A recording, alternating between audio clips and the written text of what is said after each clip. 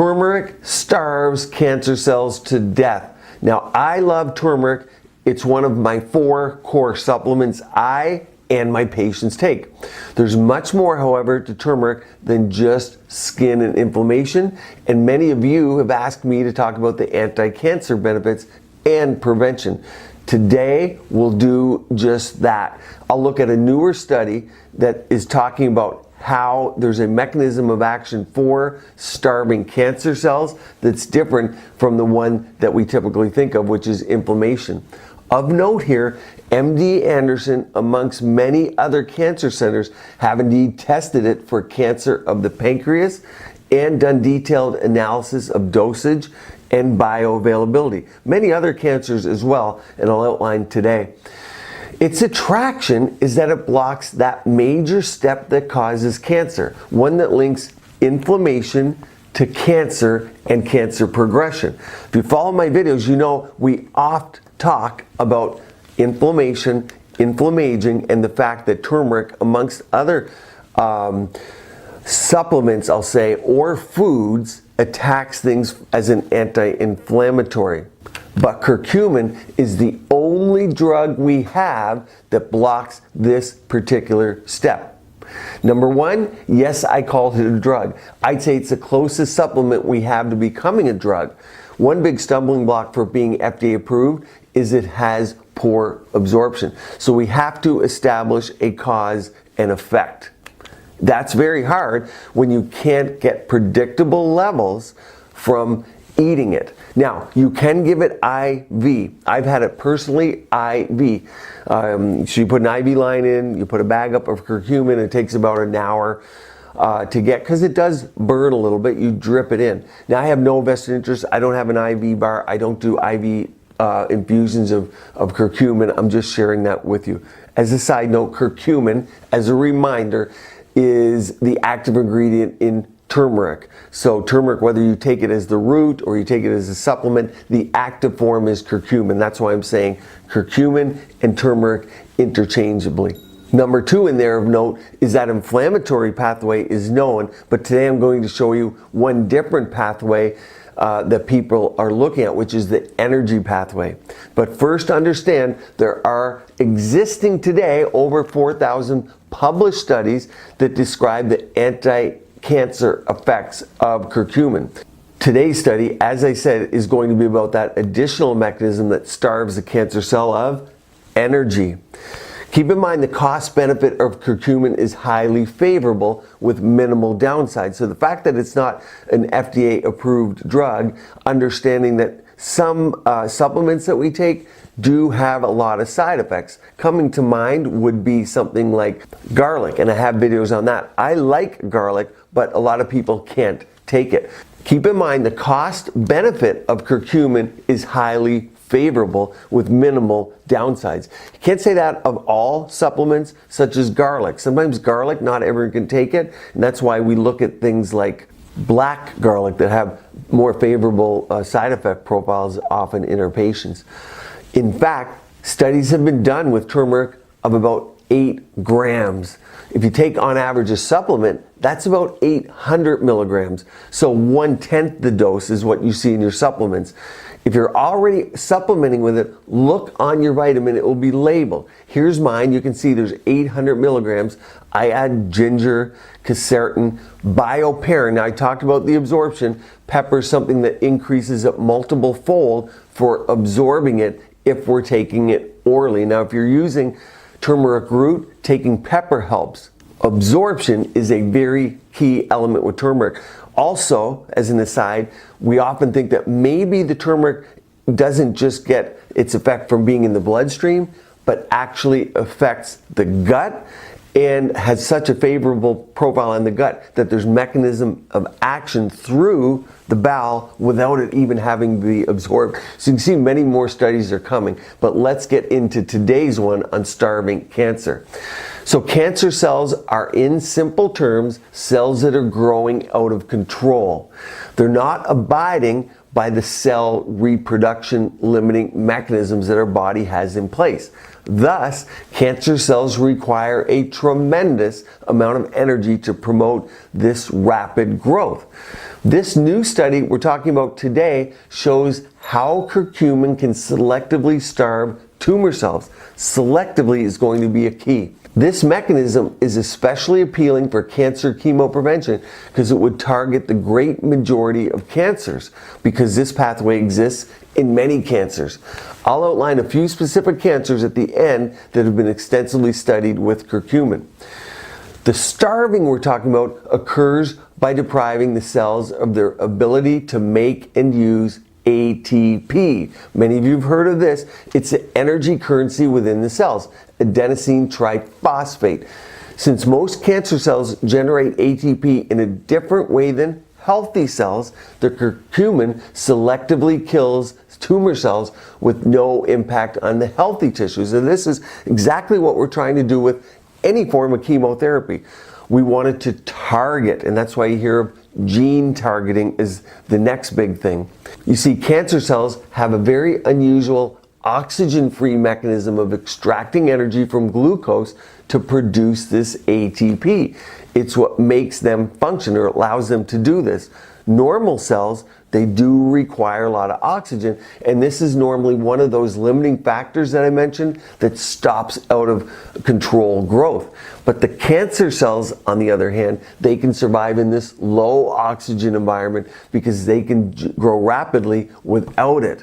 So by attacking that mechanism, that's a very specific way to target fast-growing cells. Since many types of cancer use this metabolic kind of a trick to extract the energy, the researchers studied curcumin's impact on a variety of tumor cell lines. So in this study, they didn't just look at one tumor cell line. They looked at things like leukemia, breast, melanoma, and colon cancers. Let's look at the findings here. I'll outline them in rough form, and then we'll look at the study to see some key points. So that way, if you do want to read the full study yourself, you can look at it. But what are the key findings that those that want to extract that from this video first? The first part of the study showed that curcumin was able to reduce the levels of ATP synthase. That's the enzyme that creates ATP in all 4 tumor cell lines in culture. Number 2, they found that it could reduce the cellular levels of ATP in 3 of the 4 cell lines that we have in the body. For those wanting to geek out a little bit more, the 4 cell lines are epithelial, endothelial, neuronal, and fibroblast. But number 3, they found there was a lower ratio of higher energy ATP to lower energy AMP in all 4 cell lines. So that's one thing. So they're showing that it can reduce the amount of energy available. Number 2, the next step, they implanted aggressive skin cancer cells or melanoma cells into live mice. Half of the mice were treated with curcumin and the other half served as a control group.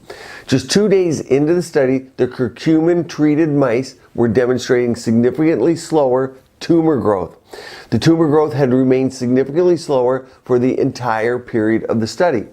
Not surprisingly, and here's the kicker, the ATP synthase, ATP levels, and the ATP to AMP ratio were significantly lowered in the curcumin group. These results give us a clue that the energy starvation was the mechanism of action by which curcumin slowed this growth. One of the energy starvation treatments we do for tumors is to cut off the blood supply by embolization, but it's much better to do this with a non-toxic supplement if possible. In other words, we know the tumors need more blood supply to grow, so radiologically you can put a catheter and you could find out where the tumor is growing the most, and boom, just like a stroke in the brain is where you stop blood supply to an area, that's a negative kind of a stroke. You can induce a stroke to a tumor so that you get less blood flow to it.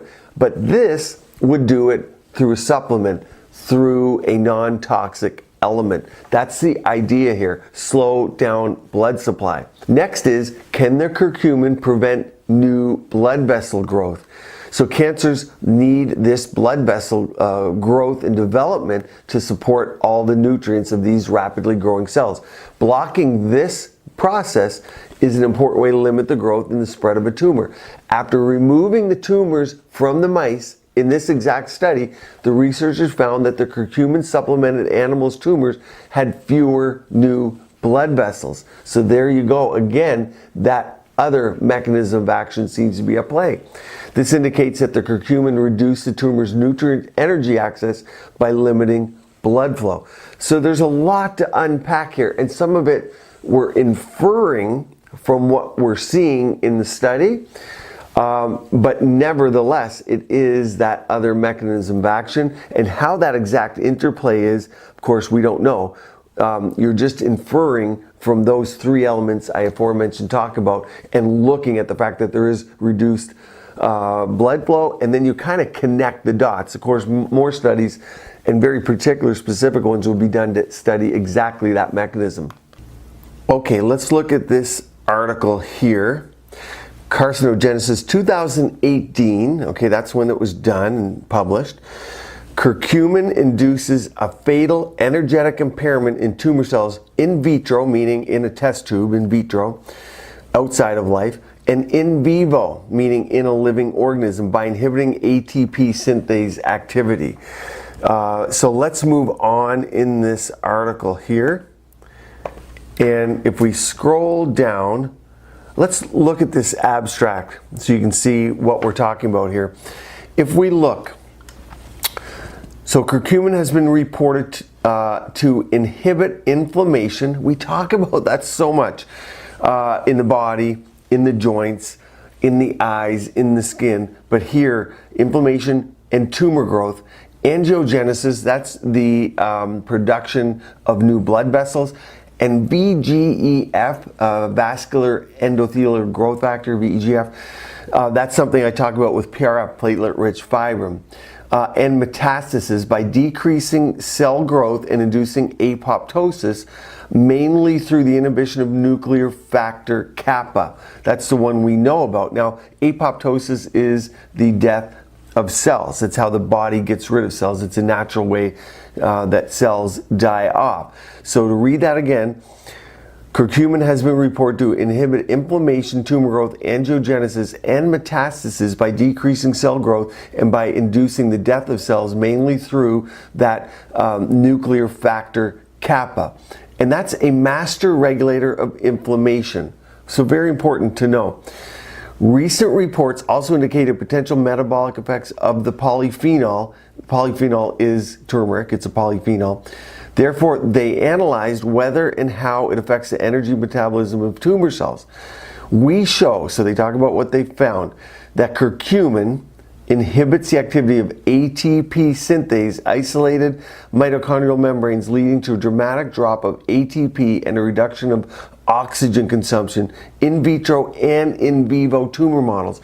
Very important, because just something in vitro, something that you show outside of a body, doesn't mean you can extrapolate it to a living thing or being. In this case, they did both. The effects of curcumin on ATP synthase are independent of the inhibition of that NF-kappa B.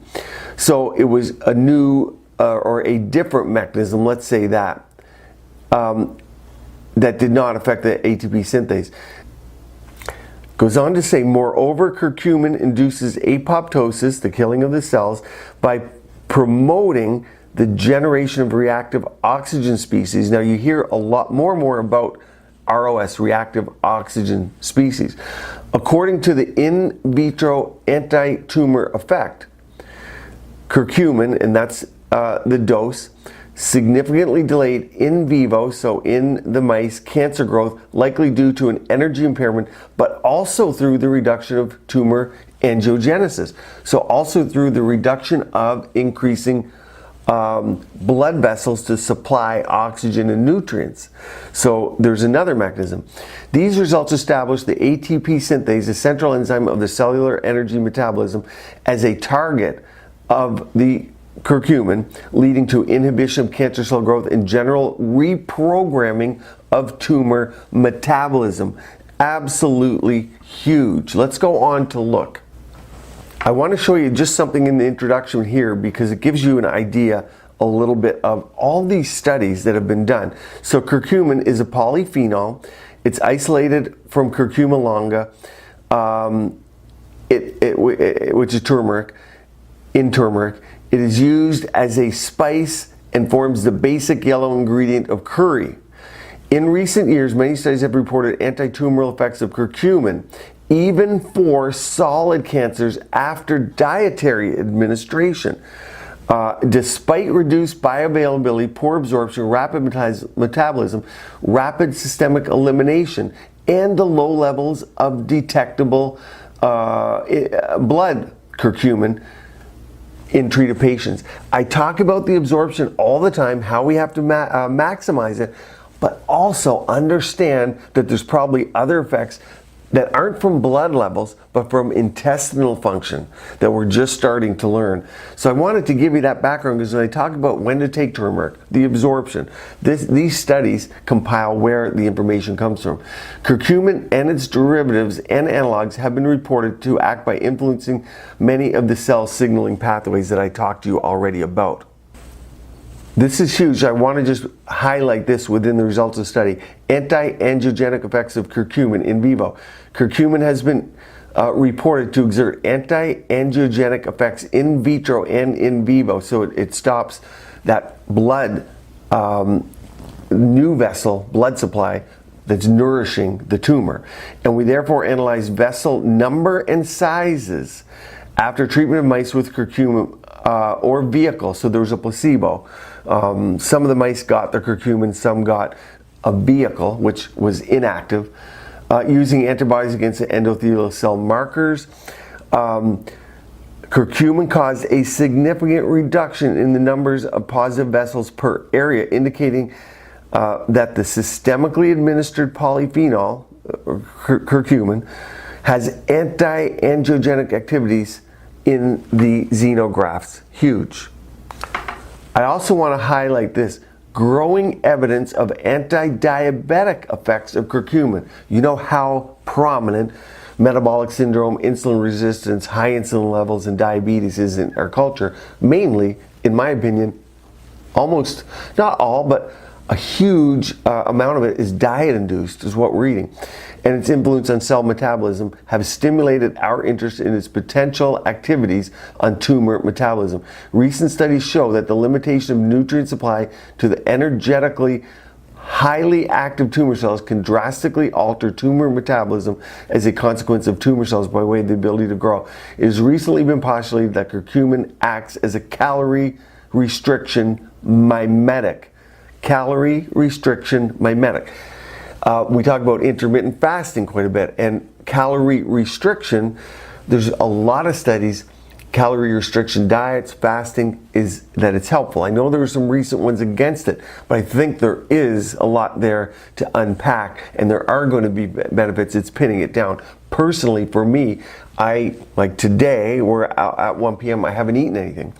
Very common for me not to eat until 2 or 3, and then I eat at 8 or 9 at night. So by nature, I'm getting a period of fasting. But you see where all of this kind of comes together, and a lot of the information I'm giving you when, how to take it, comes from studies like this. And they are absolutely continuing, and this is a necessary area of research that needs to be ongoing, but I always bring the snippets and pieces of advice and give it to you in my videos. So curcumin, found in turmeric, has long been known to possess tumor-fighting properties, but this most recent study that we're looking at today added that abundance of evidence pointing to curcumin's potent cancer-fighting abilities. So let me know in the comment section, did you like this video? Do you want more of them? Do you like the deep dives? I'm reading these studies anyway. It's pretty easy for me to present them to you. Stay tuned here. Keep your skin and body beautiful, healthy, and vibrant.